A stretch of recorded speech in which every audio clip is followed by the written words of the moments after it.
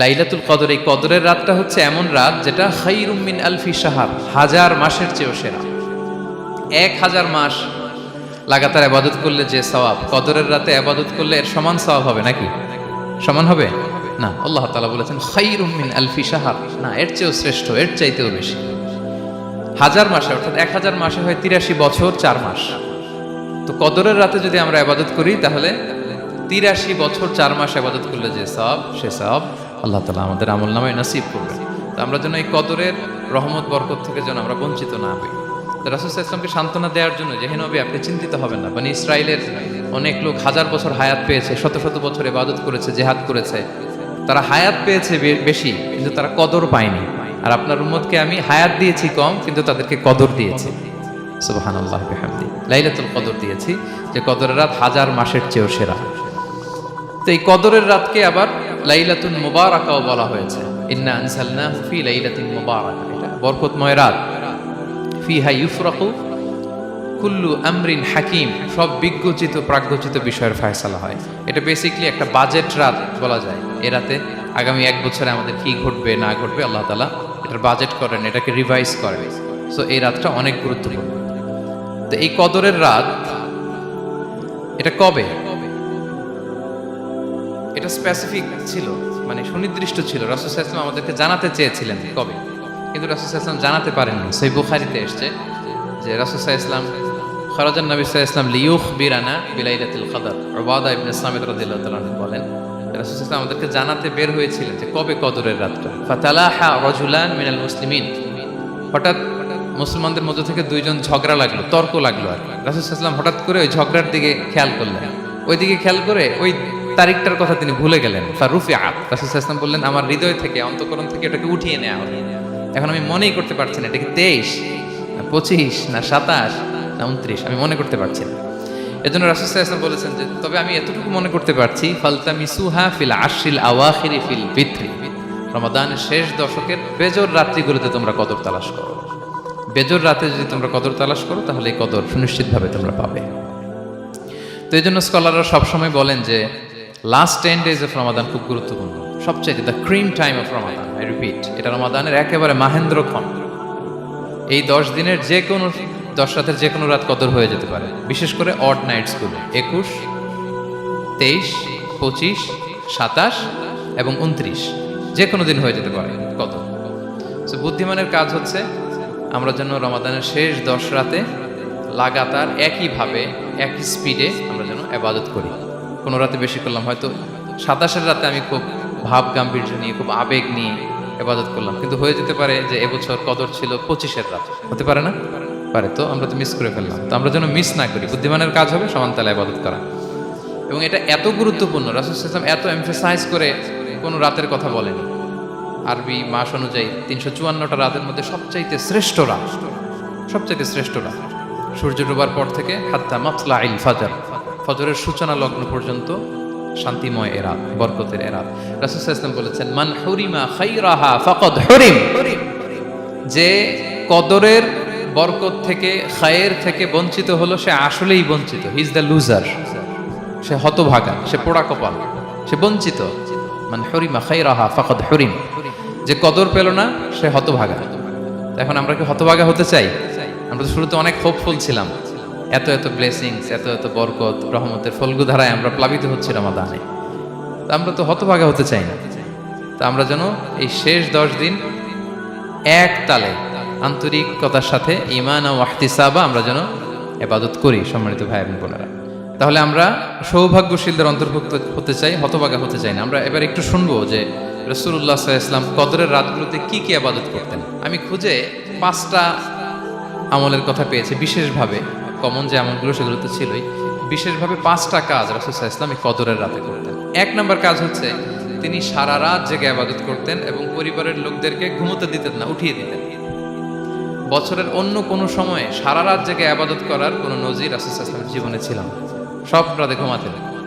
আমি জহুর বারুতে একটা কনভেনশনে the daily routine of prophet সাল্লাল্লাহু আলাইহি ওয়াসাল্লাম একটা আলোচনা করেছিলাম, যেখানে রাসূল সাল্লাল্লাহু আলাইহি ওয়াসাল্লামের দৈনন্দিন জীবনের রুটিন আলোচনা করেছিলাম। সেখানে আমরা বলেছি যে রাসূল সাল্লাল্লাহু আলাইহি ওয়াসাল্লামের দৈনন্দিন অভ্যেস ছিল তিনি এশার পরেই তাড়াতাড়ি ঘুমিয়ে পড়তেন আর মিড নাইটে উঠতেন। রাসূল সাল্লাল্লাহু আলাইহি ওয়াসাল্লামের কর্মদিবস শুরু হতো মিড নাইটে। আমাদের তো সকালে কারো আরো অনেক পরে শুরু হয়। রাসূল সাল্লাল্লাহু আলাইহি ওয়াসাল্লামের কর্মদিবস শুরু হতো বেসিক্যালি মিড নাইটে। এশার পরে কথাবার্তা না বলে আগে ঘুমোতে যেতেন, মিড নাইটে উঠতেন, কিন্তু ঘুমাতেন। ঘুম ছাড়া রাত কাটাতেন না। সারা বছরের এটা ছিল যে এশার পর পরে ঘুমোতে যেতেন, except the last 10 days of Ramadan. রমাদানের শেষ 10 রাতে রাসূল সাল্লাল্লাহু আলাইহি ওয়াসাল্লাম ঘুমাতেন। এই 10 দিনের ব্যাপারেই পাওয়া যায় সারা রাত জেগে তিনি ইবাদত করতেন। আম্মা জান আয়েশা রাদিয়াল্লাহু তাআলা আনহা বলেন, ইদা দাখালাল আশরু আহিয়াল লাইলা ওয়া আইকাযা আহলা ওয়া জাদ্দা ওয়া শাদ্দাল মিজার। রমাদানের শেষ দশক যখন আসতো, রাসূল সাল্লাল্লাহু আলাইহি ওয়াসাল্লাম সারা রাত জেগে ইবাদত করতেন। পরিবারের সদস্যদেরকে জাগিয়ে তুলতেন, স্ত্রীদের ঘুমাতে দিতেন না, জাগিয়ে তুলতেন। ফাতেমা রাদিয়াল্লাহু তাআলা আনহার ঘর পাশেই ছিল, তাদেরকে যে জাগাতেন এবং নিজে সারা রাত ইবাদত করতেনই। জাদ্দা ওয়া শাদ্দাল মিজার, খুবই বলিষ্ঠভাবে, খুব মজবুতভাবে কোমরে গামছা বেঁধে নামার একটা এক্সপ্রেশন এখানে দেওয়া হয়েছে। মিজার, ইজহার মানে হচ্ছে বাংলা করলে হয় লুঙ্গি। লুঙ্গি আমরা যখন খুব শক্ত কোনো কাজ করতে যাই তখন তারা কি করে, খুব টাইট করে লুঙ্গিটা বাঁধে। তার মানে বোঝানো হচ্ছে রাসূল সাল্লাল্লাহু আলাইহি ওয়াসাল্লাম কোমরে ভালো করে লুঙ্গি বেঁধে বা গামছা বেঁধে আটকাট বেঁধে নামতেন শেষ 10 দিনের জন্য। এই সময় তিনি মানে কাউকে কেমন যেন চিনতেন না, সবসময় ইবাদতে মগ্ন থাকতেন। এটা আমরা করতে পারি যে শেষ 10 দিনে, আর যেহেতু 3 দিন বাকি, আমরা একটা স্পেশাল প্ল্যান করতে পারি যে আমরা আমাদের সর্বোচ্চটুকু উজাড় করে দিয়ে লাস্ট 10 days অফ রমাদানের এই বরকত আমরা হাসিল করবো, এটা যেন আমাদের মিস না হয়। তাহলে এটা আমরা একটা পেলাম। 2 নাম্বার হচ্ছে ইতিকাফ করা। রাসূলুল্লাহ সাল্লাল্লাহু আলাইহি ওয়াসাল্লাম রমাদানের শেষ 10 দিন ইতিকাফ করতেন। আমাদের আয়েশা রাদিয়াল্লাহু তাআলা আনহা বলেন, কানা ইয়াতাকিফুল আশরাল আওয়াখির মিন রমাদান। রমাদানের শেষ দশকে তিনি ইতিকাফ করতেন। হাত্তা তাওয়াফাহুল্লাহ, ওনার ইন্তেকালের আগ পর্যন্ত এই অভ্যাসটাই তিনি জারি রেখেছেন। সুম্মা আতাকাফা আজওয়াজুহু মিন বা'দি, তারপরে ওনার স্ত্রীরা ইতিকাফ করেছেন। আরেক বর্ণনায় এসেছে ইয়াতাকিফু কুল্লা রমাদান 10 আইয়াম, প্রতি রমাদানে তিনি 10 দিন ইতিকাফ করেছেন। কিন্তু যেই বছর তিনি ইন্তেকাল করবেন সে বছর তিনি 20 দিন ইতিকাফ করেছিলেন। প্রতি রমাদানে 10 দিন, আর যে বছর ইন্তেকাল করবেন সে বছর কয় দিন? 20 দিন তিনি ইতিকাফ করেছিলেন মসজিদে নববীতে। তাহলে আমরা এই রমাদানের শেষ দশকে এটা করতে পারি। 2 নম্বর পয়েন্ট হচ্ছে ইতিকাফ করা। যারা আমরা করিনি তারা আমরা ইতিকাফ করতে পারি। আমাদের আইআইএম এর মসজিদ এটা ইতিকাফের জন্য একটা উর্বর জায়গা। আমরা যখন এই ক্যাম্পাসে ছিলাম তখন দেখেছি যে এখানকার ইতিকাফের পরিবেশ যে এত সুন্দর, এটা কল্পনাই করা যায় না। অসাধারণ পরিবেশ। আপনি যদি ইতিকাফ নাও করেন, রাত 2টা বা 3টার দিকে সেন্ট্রাল মস্কে এসে বসে থাকলেও হবে। রাত 2টা 3টার দিকে এসে বসে থাকলে দেখবেন যে কেউ সেজদায় পড়ে কান্না করতেছে, কেউ হালাকা করতেছে, কেউ তাসবিহ পড়তেছে, কেউ কোরআন তেলাওয়াত করতেছে। মানে এত সুন্দর পরিবেশ, ওটা দেখলেই আপনার ইবাদত করতে মন চাইবে। তো আমরা যেন ইতিকাফ করার চেষ্টা করি। ইতিকাফ করতে না পারলে শেষ দশকের রাতগুলো যেন মসজিদে কাটানোর চেষ্টা করি, তা না পারলেও বাসায় যেন এই রাতগুলো আমরা মিস না করি। বিশেষ করে সেন্ট্রাল মস্কে তো অসাধারণ পরিবেশ, এটা হাইলি রেকমেন্ডেড। ইফ পসিবল আপনারা আসবেন, এখানে ইবাদতের চমৎকার পরিবেশ থাকে। 3 নাম্বার হচ্ছে রাসূল সাল্লাল্লাহু আলাইহি ওয়াসাল্লাম এবং জিবরাইল আলাইহিস সালাম যৌথভাবে কোরআন রিভিশন করতেন। খুব ইন্টারেস্টিং। সারা বছর যেটা নাজিল হতো, রমাদানে জিবরাইল আলাইহিস সালাম রাসূল সাল্লাল্লাহু আলাইহি ওয়াসাল্লামকে শোনাতেন, রাসূল সাল্লাল্লাহু আলাইহি ওয়াসাল্লাম জিবরাইল আলাইহিস সালামকে শোনাতেন। সহিহ বুখারীর বর্ণনা, কানা জিবরিলু ইয়ালকাহু ফি কুল্লি লাইলাতিন মিন রমাদান ফায়ুদারিসুল কুরআন। প্রতি রমাদানের প্রতি রাতে এসে রাসূল সাল্লাল্লাহু আলাইহি ওয়াসাল্লামের সাথে কোরআন মুদারাসা করতেন। সহিহ মুসলিমের বর্ণনায়, আন্না জিবরিল কানা ইউআরিদুহু বিল কুরআন কুল্লা আমিন মাররা। প্রতি বছর রমাদানে একবার শোনাতেন বা শুনিয়েছেন। যে বছর তিনি ইন্তেকাল করবেন তিনি 2 বার শুনিয়েছেন। আরাদা ইউআরিদু মানে এটা ফ্রম বোথ সাইড। আরবি শব্দটা এমন যে জিবরাইল আলাইহিস সালাম শোনাতেন, এরপর রাসূল সাল্লাল্লাহু আলাইহি ওয়াসাল্লাম জিবরাইল আলাইহিস সালামকে শোনাতেন, কোরআন রিভিশন করা। তো এই শেষ দশকের রাতগুলোতে আমরা যেন বেশি বেশি কোরআন পড়ি। কোরআন তেলাওয়াত, কোরআনিক রেসাইটেশন হতে পারে, কোরআনের অর্থ পড়া হতে পারে, তাদাব্বুরে কোরআন হতে পারে, কোরআনের হালাকায় জয়েন করা হতে পারে। ইন ইটস এনি ফর্ম আমরা যেন কোরআনের সাথে অ্যাটাচমেন্টটা বাড়াই লাস্ট 10 days অফ রমাদানে। 4 নাম্বার কিয়ামুল লাইল করা।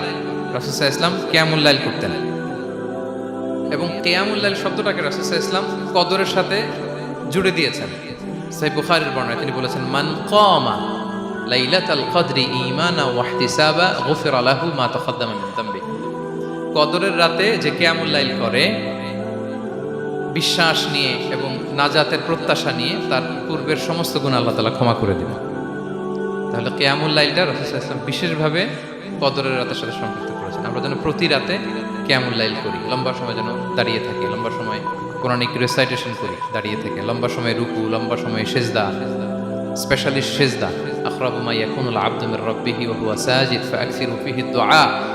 বান্দা যখন সেজদায় থাকে আল্লাহ সবচেয়ে কাছে থাকে, তো আমরা তো আল্লাহর সবচেয়ে কাছে যেতে চাই এই ক্রিম টাইমটাতে, কি বলেন? আমরা যেন লম্বা সময় সেজদাতে থাকি। কিন্তু আমাদের অনেকের যেটা হয়, নামাজে তাড়াহুড়ো, অনেকের সব ব্যস্ততা যখন নামাজে দাঁড়াই এরকম হয়ে যায়।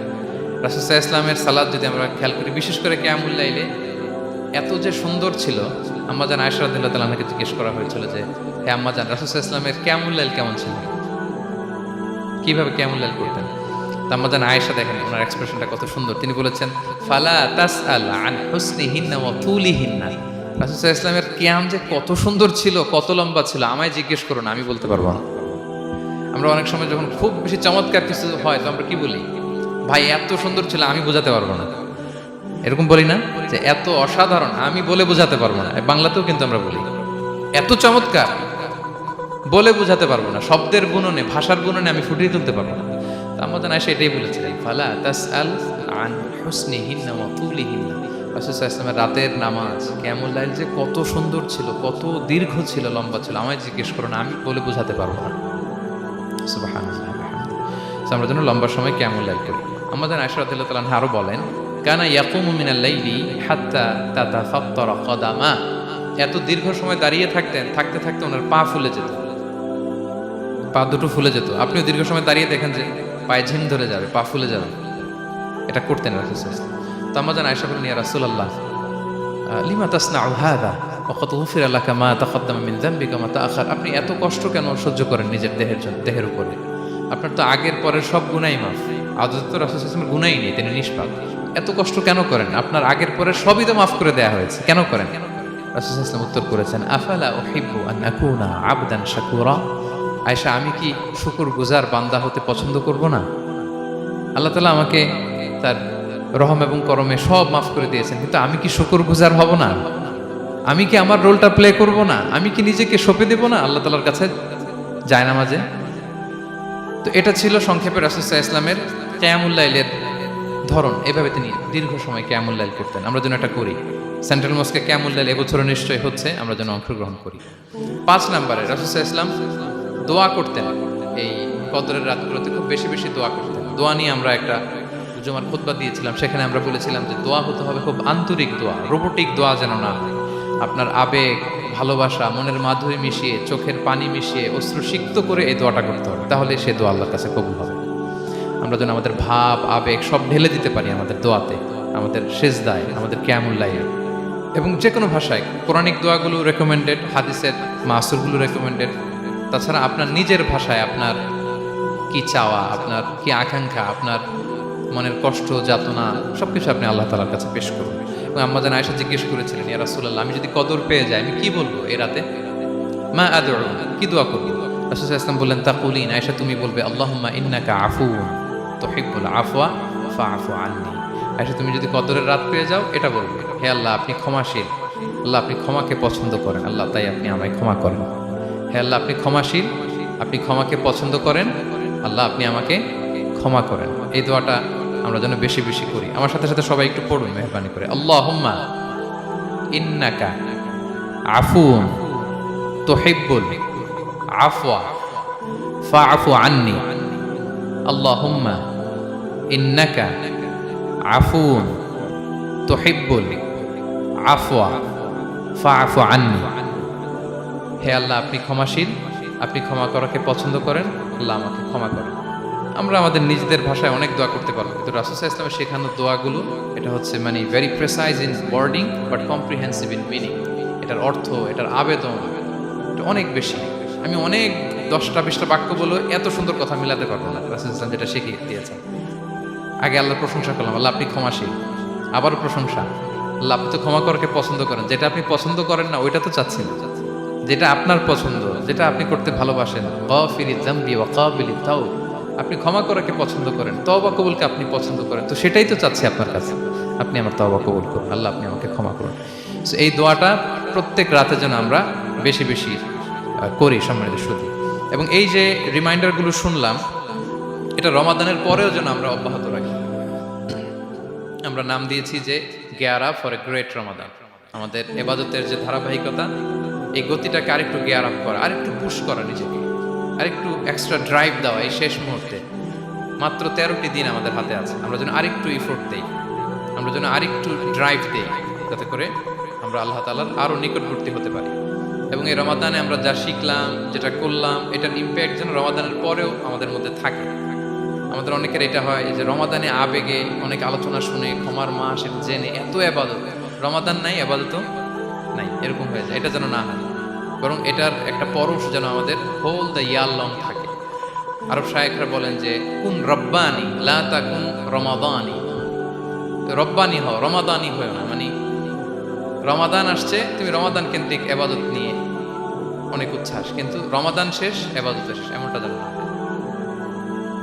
রমাদানের পরেও সে মেহেরবান আল্লাহ তাআলা কিন্তু আমাদের জন্য আছেন। তিনি প্রতি রাতে শেষ রাতে নেমে আসেন, এসে ডাকতে থাকেন, কার ক্ষমা লাগবে ক্ষমা চাও, ক্ষমা করো, কে বিপদে পড়েছো বলো, আমি উদ্ধার করব। তো তিনি আরশের উপর থেকে প্রথম আসমানে নেমে আসলেন দেওয়ার জন্য। আমি ঘুম থেকে জাগতে পারলাম না, নেয়ার জন্য। এটা হইল প্রাইম মিনিস্টার আনোয়ার ইব্রাহিম আমাকে একটা অ্যাওয়ার্ড দিবে, লেটস সে হোটেল ইন্টারকন্টিনেন্টাল, উনি এসে বসে আছে, বাট আমি যেতে পারি নাই। এটা হয় না। আল্লাহ তাআলা প্রতি রাতে শেষ রাতে এসে বলেন কার কি লাগবে দাও, তিনি নেমে আসেন বা বিশেষ মনোনিবেশ করেন প্রথম আসমানে এসে। কিন্তু আমরা যে নিব সেই সময়টুকু আমাদের হয় না।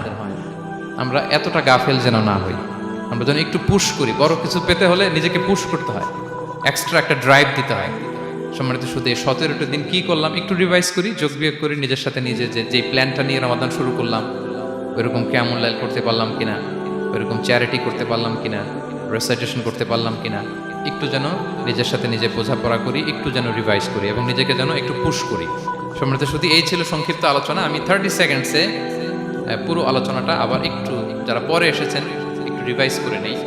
আমি শুরুতে এভাবে শুরু করেছিলাম যে রমাদান এটা হচ্ছে it's a month of hope, এটা আশা জাগা নিয়ে একটা মাস। এই মাসের যে রহমত বরকতের যত যত হাদিস করোনার আয়াতগুলো আমরা বলেছি, এগুলো শুনলে আমাদের মধ্যে একটা আশা জাগে, আশাবাদী হয়ে উঠি যে আমার এই মাস আমার মুক্তির মাস, আমি মুক্তি পাবো। কিন্তু at the same time it's a month of warning, এটা আবার সতর্কতার মাস। রাসূলুল্লাহ সাল্লাল্লাহু আলাইহি ওয়াসাল্লাম বলেছেন রোজা রেখে যে মিথ্যা ছাড়লো না, পাপ ছাড়লো না, তার ধ্বংস। আবার 3বার তিনি আমিন বলেছেন। বেসিক্যালি এটা একটা বদদোয়া যে মান আদরাকা রমাদান ওয়ালাম ইউগফার লাহ, যে রমাদান পেয়েও নিজের গুনাহ ক্ষমা করতে পারলো না, তার ধ্বংস। সো আমরা আশাবাদী হব। আল ঈমান বাইনাল খাউফি ওয়ার রাজা, বিশ্বাস হচ্ছে আমার মধ্যে ভীতিও কাজ করবে, আবার আমার মধ্যে একটা হোপ থাকবে, এটাই ঈমান। সো আমরা যেন এই ওয়ার্নিংগুলো আমাদের মাথায় রাখি, যে আমরা যেন আল্লাহর নৈকট্যপ্রাপ্ত বান্দা হতে পারি, ক্ষমাপ্রাপ্তদের অন্তর্ভুক্ত যেন আমরা হতে পারি। এরপরে আমরা বলেছিলাম যে লাআল্লাকুম তাত্তাকুন অ্যাচিভ হচ্ছে কিনা আমাদের প্রত্যেক কাজে এটা খেয়াল করতে হবে। আমাদের সম্মানিত ইউসুফ স্যার খুব সুন্দর করে এটা বলেছেন যে আল্লাহর সচেতনতা, আল্লাহর ভয়, to build up the sense that Allah is watching me, এই সেন্সটা আমার সব কাজের মধ্যে থাকতে হবে। যদি লাআল্লাকুম তাত্তাকুন অ্যাচিভ হয়, সাকসেসফুল, একটা সাকসেসফুল প্রোডাক্টিভ রমাদান আমরা কাটাচ্ছি। আর যদি লাআল্লাকুম তাত্তাকুনের সমস্যা, তার মানে we have to revise hour schedule, যাতে করে আল্লাহর এই সচেতনতা আমরা বিল্ড আপ করতে পারি। এরপর আমরা বলেছি যে আমরা সংযমটা যাতে এনশিওর করি, রমাদানের যে সংযম, নিজের প্রবৃত্তির উপর আমরা বিজয় লাভ করি। সারা বছর প্রবৃত্তি জিতে, রমাদানে আমরা জিতি। এরপর আমরা চ্যারিটির কথা বলেছি। রাসূল সাল্লাল্লাহু আলাইহি ওয়াসাল্লাম খুব জেনারাস হয়ে যেতেন রমাদানে, আমরা যেন আমাদের দানের হাতকে আরও প্রশস্ত করি এবং রমাদানে আমাদের কমিউনাল স্পিরিট চলে আসে, আমাদের বেসিক্যালি একটা সেলফ ট্রান্সফরমেশন হয়, অনেক বদ অভ্যাস আমরা রমাদানে ত্যাগ করি, বাকি মাসেও যেন এটা আমরা কন্টিনিউ করি। আর সবশেষে আমরা লাস্ট 10 days অফ রমাদানের গুরুত্ব নিয়ে বলেছিলাম যে রাসূল সাল্লাল্লাহু আলাইহি ওয়াসাল্লাম খুব হতাশ হয়ে পড়েছেন যে অন্য নবীর উম্মতেরা অনেক হায়াত পেয়েছে, আমরা পেলাম 60-70, তো আমার গুনাহগার উম্মত কি করবে? আল্লাহ বলেন লাইলাতুল কদর খায়রুম মিন আলফি শাহর, নবী হে আপনার উম্মতের জন্য আমি কদরের রাত দিয়েছি, যে এক রাতে ইবাদত করলে 1000 মাসের চেয়েও বেশি সওয়াব তারা পেয়ে যাবে। সো এই কদরের রাত যেন আমরা মিস না করি। কোনটা কদরের রাত? আমরা বলেছিলাম শেষ 10 দিন সমান তালে ইবাদত করব। বিশেষ করে আমরা গুরুত্ব দিব অড নাইটসগুলোতে, 21, 23, 25, 27, 29 আমরা গুরুত্ব দিব। এবং রাসূল সাল্লাল্লাহু আলাইহি ওয়াসাল্লাম বলেছেন মান হুরিমা খাইরাহা ফাকাদ হুরিম, যে কদরের বরকত মিস করলো সে বঞ্চিত, সে হতভাগা, হি ইজ দ্য লুজার। আমরা যেন লুজার না হই, আমরা যেন গেইনার হই এই বরকতের মাসে। এবং সবশেষে আমি বলেছিলাম রাসূল সাল্লাল্লাহু আলাইহি ওয়াসাল্লাম স্পেশালি 5টা আমল করতেন, সারা রাত জাগতেন, ফ্যামিলি মেম্বারসদের জাগিয়ে তুলতেন। উৎসাহিত করতেন এবং কোমরে গামছা বেঁধে নামতেন। এরকম এবাদতের স্পৃহা অন্য কখনো রাসূল সাল্লাল্লাহু আলাইহি ওয়াসাল্লামের মধ্যে দেখা যেত না, যেমনটা শেষ দশকে তিনি করতেন। এতেকাফ করতেন তিনি। আর এতেকাফ করলে কদর মিস হওয়ার সম্ভাবনা নেই। এটা 21-এ হোক, 25-এ হোক, 23-এ হোক, আমি তো মসজিদে, আমি তো কিয়ামুল লাইল অংশগ্রহণ করতেছি, আমি তেলাওয়াত করতেছি, আমি প্রতিদিনই দোয়া করতেছি, মিস হওয়ার কোনো সম্ভাবনা নেই। আমরা যেন এতেকাফের চেষ্টা করি, অথবা পার্ট টাইম এতেকাফ যেন অন্তত করি, 5 দিন 3 দিন, অথবা রাতের সময়গুলো মসজিদে যেন আমরা কাটাই। 3 নম্বর বলেছিলাম রাসূল সাল্লাল্লাহু আলাইহি ওয়াসাল্লাম, জিবরাইল আলাইহিস সালাম কোরআন রিভিশন করতেন। আমরা যেন কোরআন রিভাইজ করি, রেসাইটেশন করি বেশি মাত্রায় শেষের 10 দিন। কিয়ামুল লাইল ফালা তাসআল আন হুসনিহিন্না ওয়া তুলিহিন্না, কত সুন্দর কিয়ামুল লাইল ছিল বলে বোঝানো যাবে না। তো আমরা যেন এরকম দীর্ঘ সময় কিয়ামুল লাইল করি। আর সবশেষে বলেছিলাম দোয়া করা। দোয়া করা হচ্ছে দোয়া মুমিনের হাতিয়ার। দোয়া মানুষের জীবন চেঞ্জ করে দিতে পারে। চাওয়ার মতো চাইলে আল্লাহ ফেরান না, আল্লাহ তো দেওয়ার জন্যই বসে আছেন। আমরা যেন কায়মনে পাকে আল্লাহ তাআলার কাছে চাই, অশ্রুসিক্ত নয়নে যেন আমরা চাই। অনুতপ্ত বান্দার চোখের পানির ফোঁটা আল্লাহর কাছে খুব প্রিয়। 2 ফোঁটা আল্লাহর কাছে সবচেয়ে প্রিয়, জেহাদের ময়দানে মুজাহিদের রক্তের ফোঁটা আর অনুতপ্ত বান্দার চোখের পানির ফোঁটা। বান্দা অনুতপ্ত হয়ে, রিপেন্টেন্ট হয়ে চোখের পানি ছেড়ে যখন কাঁদে আর দোয়া করে, ওই চোখের পানি চোখ বেয়ে, নাকের ডগা বেয়ে মাটিতে পড়ার আগে আল্লাহ তার সব গুনাহ মাফ করে দেয়। আমরা যেন সেই অনুতপ্ত বান্দাদের কাতারে শামিল হতে পারি। রাসূল সাল্লাল্লাহু আলাইহি ওয়াসাল্লাম যেভাবে কিয়ামুল লাইল করতে আমাদেরকে উৎসাহিত করেছেন, আমরা যেন সেভাবে কিয়ামুল লাইল করতে পারি। আমাদের প্রতিটি কাজের মধ্য দিয়ে লাআল্লাকুম তাত্তাকুনের যে অ্যাচিভমেন্ট, সেটা যেন আমাদের হাসিল হয়, এবং এই রমাদানকে যেন আমরা আমাদের জীবনের সর্বশেষ রমাদান মনে করি। আমাদের চিফ ইমাম অফ সেন্ট্রাল মস্ক ইমাম রমাদান সুবকি নামাজের আগে একটা সুন্দর কথা বলেন যে, perform this Salah as if this is your last and final prayer. এমনভাবে নামাজে দাঁড়াও মনে করো এটাই হতে পারে জীবনের শেষ নামাজ। রাসূল সাল্লাল্লাহু আলাইহি ওয়াসাল্লাম এটাই বলেছেন। সো আমরা বিগত বছরগুলোতে আমাদের অনেক প্রিয়জনদের হারিয়েছি এই কোভিডের কারণে। এবছর আল্লাহর মেহেরবানি বাংলাদেশ আইএম কমিউনিটির এই চমৎকার, আমাদের সম্মানিত শিক্ষক মণ্ডলীদের প্রচেষ্টা, ছাত্র ভাইদের প্রচেষ্টায় এই চমৎকার জান্নাতি পরিবেশে ইফতারের আগে আমরা একত্রিত হয়েছি। আবারও আগামী বছর আমরা এরকম কোনো গ্যাদারিংয়ে জয়েন করতে পারবো, কোনো গ্যারান্টি কি আমাদের আছে? নাই। It could be the last Ramadan in our life. So আমরা যেন এটা সবসময় মাথায় রাখি যে হতে পারে আমার this is our last chance, এটাই লাস্ট চান্স, এবং এই অপরচুনিটিগুলো যেন আমরা কাজে লাগাই এবং আল্লাহ তাআলার প্রিয় বান্দাদের অন্তর্ভুক্ত হই। আল্লাহ তাআলা আমাদের সবাইকে এই কথাগুলো বোঝার ও আমল করার তৌফিক দান করুন।